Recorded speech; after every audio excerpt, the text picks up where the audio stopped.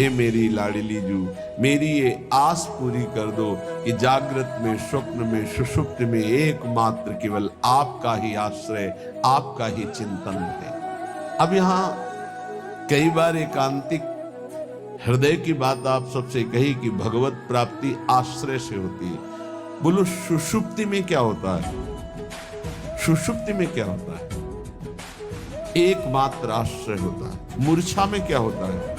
एकमात्र आश्रय होता है। जब हम गाढ़ निद्रा में होते हैं तो जो हम सोचकर सो रहे होते हैं और जब जगते हैं तो पूरा समय उसी में माना जाता है। ध्यान रखना, ये सिद्धांत है। जैसे सोते हुए राधा राधा राधा, फिर जब जगे तो निश्चित देखना उस समय चलेगा राधा राधा राधा। तो आपका जितना समय नींद में गया वो सब भजन माना जाएगा। निद्रा समाधि स्थिति, जो समाधिस्थ महापुरुषों को लाभ मिलता है वही भक्त को निद्रा में भी प्राप्त हो जाता है। क्यों?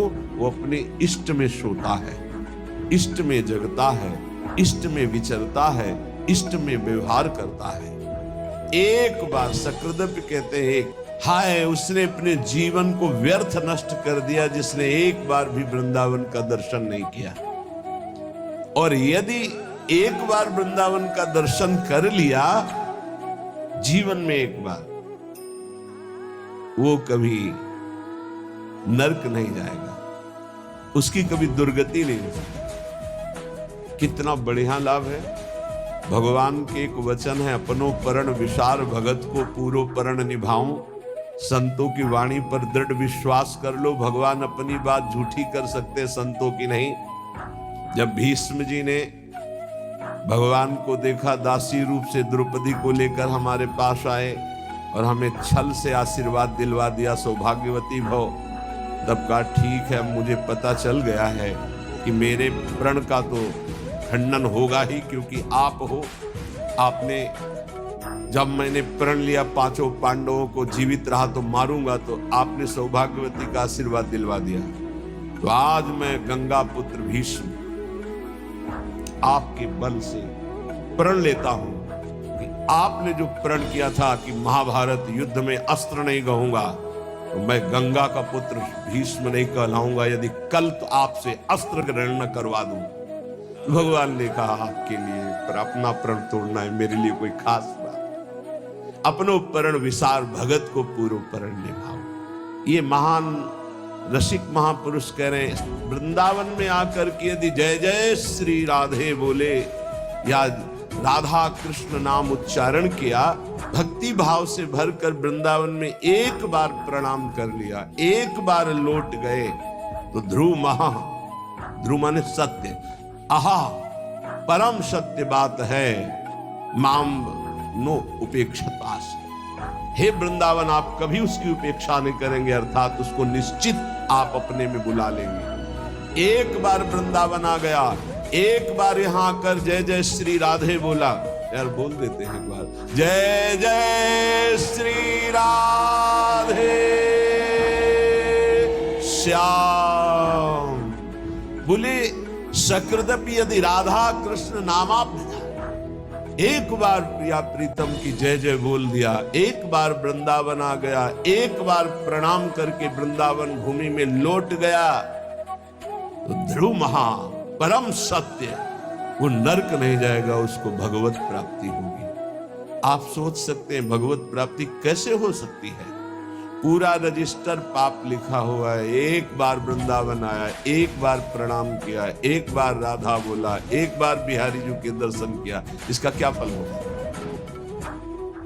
महाभारत में लिखा है, एक बार श्री कृष्ण को कोई प्रणाम कर ले, एक बार, एकोपि कृष्ण कृतः प्रणामो दशाश्वमेधा व्रतेन तुल्या दशाश्वमेधि पुनरेपि जन्म कृष्ण प्रणामी न पुनर्भवाय।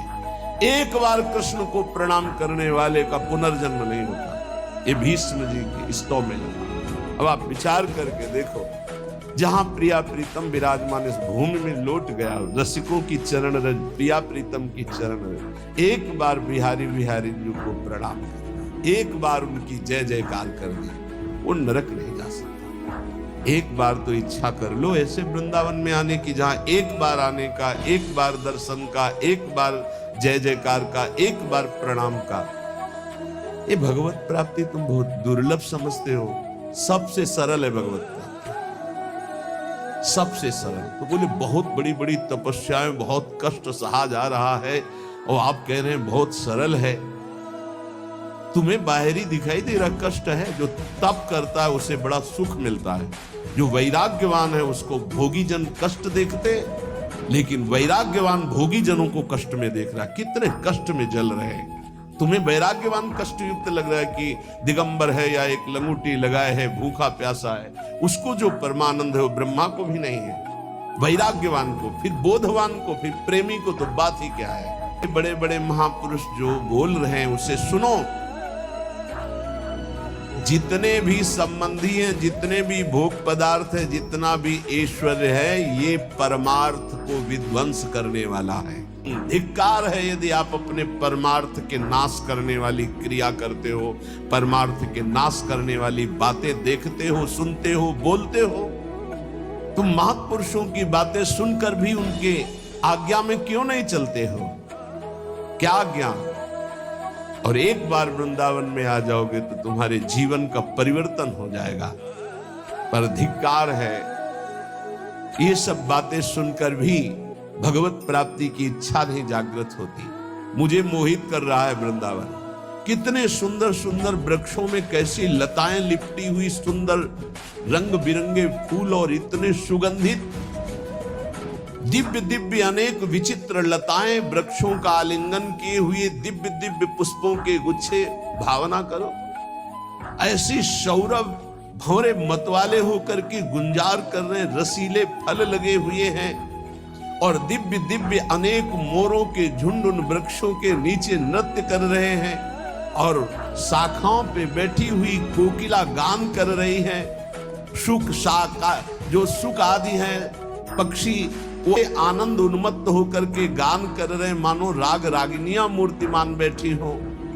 सुख शारिका दिव्य अनेक अनेक हंस कलरव कर रहे, दिव्य सरोवर, दिव्य नदियां, दिव्य पर्वत, कैसी नवीन नवीन कुंजे और स्वर्णिम कांतिमयी रत्न जटित वृंदावन की भूमि, इसने मुझे मोहित कर दिया। मेरा मन विस्मृत अवस्था को, देहातीत अवस्था को प्राप्त हो रहा है। कैसी सुंदर स्वच्छ भूमि वृंदावन की, दिव्य वृंदावन की, करोड़ करोड़ चिंतामणियों से जटित ये भूमि, कैसा सुंदर रास मंडल, कैसी चिन्मय लताएं, कैसा चिन्मय फल, कैसे चिन्मय पुष्प। और यहाँ के पक्षी जब गान करते हैं तो शाम वेद की ध्वनि प्रकट होती है। अर्थात जो वृंदावन के पक्षियों की चहचहाट कलरव है, इनको जो श्रवण करता है तो चारों वेदों के पाठ का उसे फल मिल जाता है। धाम है, बड़ा दिव्य है। राधा यशो मुखर मत खगावली के यहाँ के पक्षी श्री जी का जस गान कर रहे हैं। और यहाँ के जो सरोवर हैं उनका जो जल है, भूमि में ऐसा कोई तीर्थ नहीं है जो वृंदावन ब्रज धाम के सरोवरों की जल की समानता कर सके। क्योंकि जितने तीर्थ हैं, तीर्थ पाद श्री हरि के चरणों से है। और यहाँ तीर्थ पाद हरि जिन चरणों में नमन करते, प्रिया चरण रज जान के लुठत रसिक सिर मोर, वो लाडली जू का ये क्रीड़ा स्थल है वृंदावन, ये ब्रज भूमि। मुझे वृंदावन में नाली का कीड़ा बना दिया जाए, मैं याचना करता हूं। और वृंदावन के बाहर मुझे चिदानंद देह प्राप्त नहीं चाहिए। ये जब वृंदावन की दिव्य महिमा को श्रीपाद जाने तो ये बात कही। ये कैसी कोई साधारण बात नहीं है। ये मानव देह में ऋषि स्वरूप से दिव्य वृंदावन का आनंद ले रहे हैं। तो क्या कह रहे हैं? वृंदावन के बाहर हरि भी हो तो आंख मत लड़ाना, मत आंख उठा के देखना, क्योंकि वृंदावन के बाहर होते हुए चतुर्भुज नारायण रूप हो गए। यही ब्रह्महृद अक्रूर घाट से बाहर होते ही प्रभु का स्वरूप, चतुर्भुज स्वरूप भगवान का अद्भुत वैभव प्रकाशित हो गया। क्योंकि वहीं देखा अक्रूर जी ने इस अनंत शेष सैया पर शयन करने वाले चतुर्भुज नारायण, वही शेष जी बलराम और वही भगवान नारायण हरि रूप। ये सबसे बड़ी उपलब्धि है।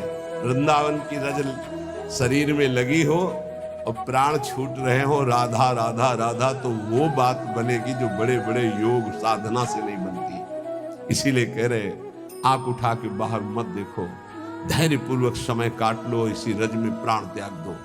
या मुझे रंगों पे बहुत गरीब दरिद्र बना के रखा जाए तो मैं रहना पसंद करूंगा, लेकिन वृंदावन के बाहर मुझे अनंत विभूतियों का स्वामी बना दिया जाए तो मैं रहना पसंद नहीं करूंगा। धाम में मैं महान दरिद्र बन करके रहना। ये 25-26 वर्ष पहले की बात कह रहे हैं।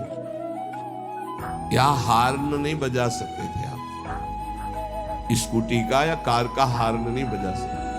खिड़की खोलो, राधे बोलो, जो ए राधे मार्ग दीजिए, ऐसे। और जिससे पहला शब्द रिक्शा वाले से बात करना है तो राधे, वो उत्तर देगा तो राधे। धीरे धीरे प्रभाव बदल रहा है, आधुनिकता का ऐसा प्रभाव बदल रहा है। नहीं, ये देखा है, यहां हार्न नहीं दिया जाता, यहां राधे राधे बुलाया जाता है। ये धाम है। धीरे धीरे वो जैसे हवा चलेगी तो फिर आएगी ना, तो आधुनिकता की हवा चली हुई, इतनी बाढ़ आ रही है आधुनिकता की कि नाम छूटता जा रहा है। ये धाम है। मथुरा में यहीं से केवल सीमा पार हो, मथुरा में जय श्री कृष्ण, वहां आपको सुनाई दे, वहां जय जय श्री राधे अगर कोई बोलेगा तो वृंदावन का होगा, जय श्री कृष्ण। ये केवल महामहिम धाम, इस महापरा विद्या राधा नाम की गूंज हो रही है यहाँ। जीवन में लव भर भी भजन ना हो तो मुझे कोई परवाह नहीं। इसका मतलब समझ रहे हो? वृंदावन वासी का वास ही बहुत बड़ा भजन हो जाता है। भजन के 4 अंग हैं, नाम रूप लीला धाम। रूप का चिंतन नहीं हो रहा, नाम जप नहीं हो रहा, लीला चिंतन नहीं हो रहा, तो धाम में हो। 4 अंग हैं भजन के। अब जो धाम में उसे नाम अपने आप पकड़ लेगा, देखो वृंदावन का प्रभाव सुनो। ये भजन कराए बिना रह ही नहीं सकता आपको। उद्दंडता मत ले आना अपने मन में ये बात सुन करके। ये निष्ठावान महापुरुषों की जो चरम निष्ठा है, वो भजन की स्थिति ऊपर है, वो कर नहीं रहे, हो रहा है उनका भजन। वो उनकी स्थिति को समझना है। कह रहे लव मात्र हरि भजन ना हो तो भी मुझे कोई परवाह नहीं। अब जो आगे की बात कह रहे हैं बहुत होश से समझना है, नहीं तो गड़बड़ हो जाएगा। यदि मेरे हृदय में तुच्छ भोगों की लालसा जागृत है तो भी मैं वृंदावन में ही रहूंगा। उसका अर्थ दूसरे रूप में, अगर उसको भावार्थ में लिया जाए तो मैं विषयी होकर वृंदावन में रहना पसंद करूंगा, भजनानंदी बनकर बाहर नहीं। मैं दरिद्र होकर वृंदावन में बसना पसंद करूंगा, वैभवशाली होकर बाहर नहीं। मैं नीच कीड़ा बनकर रहना पसंद करूंगा, चिदानंद देह नहीं। गजब की निष्ठा, गजब की निष्ठा। आगे एक श्लोक आता है जो कभी भी किसी को बचेगा नहीं।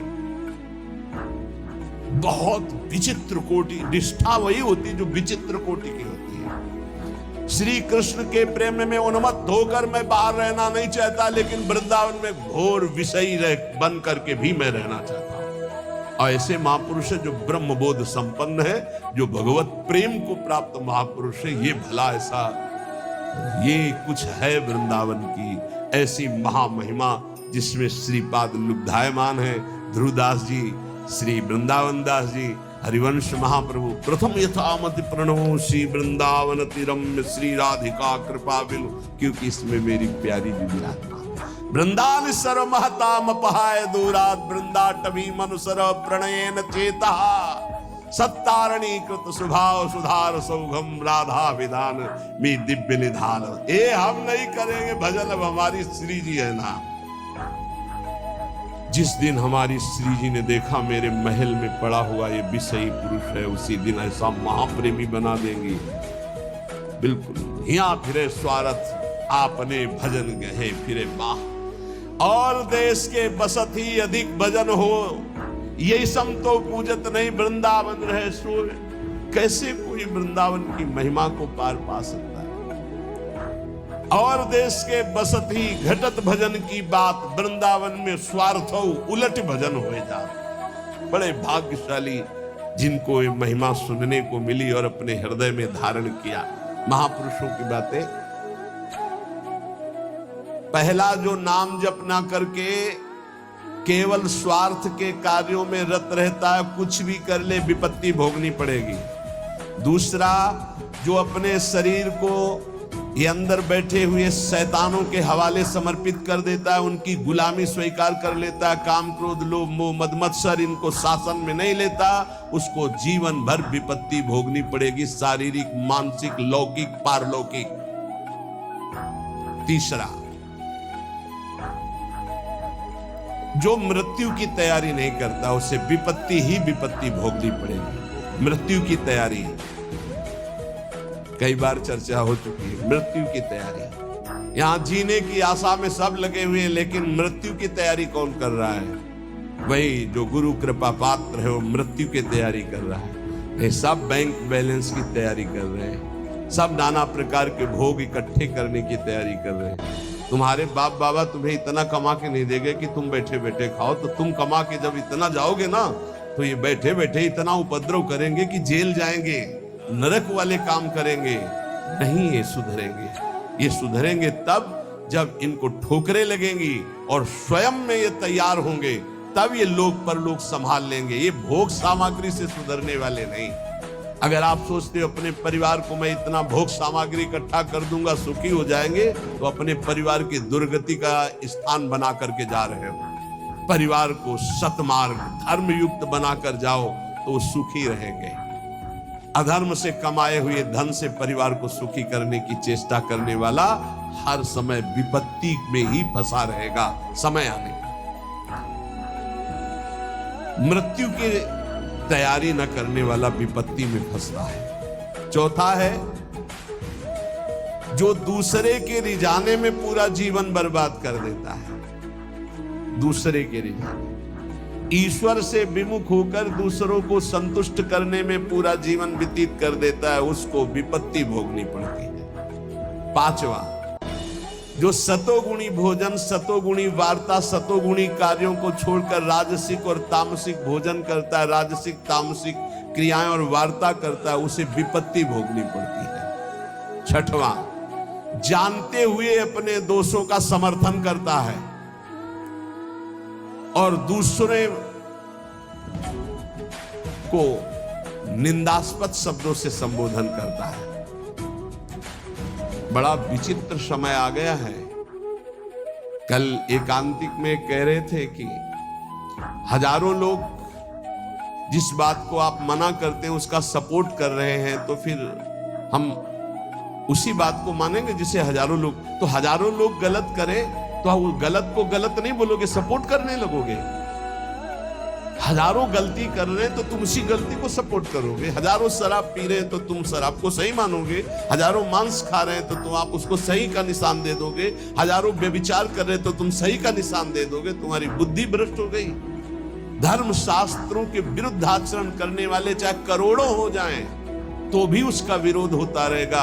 अगर अंदर से आप विरोध करोगे तो निकल जाओगे दुर्गुणों से। यही बात कह रहे हैं, अपने दोषों का समर्थन करने वाले की दुर्गति होती है, विपत्ति में फंसता है। भगवान कह रहे त्यागा शांतिरंतरम, और उपदेश दिया दे रहा भोगा शांतिरंतरम। शास्त्र सम्मत जगत गुरु भगवान श्री कृष्ण की बात से बढ़कर किसकी बात होगी? ब्रह्म ऋषि जन भगवान की ही तो दी हुई बातों का अनुभव करके बोलते हैं। ये कौन सी रीति चल गई है? मनमानी आचरणों को साधना कहा जाता है। अपने दोषों का समर्थन करके उसे कहा जाता है वो पुराने जमाने की बातें थी, अब ये बातें माननी पड़ेगी। नहीं, ये 6 बातें जिनमें हैं उनको विपत्ति भोगनी पड़ेगी। करते सुख के लिए परिणाम दुख मिलता है।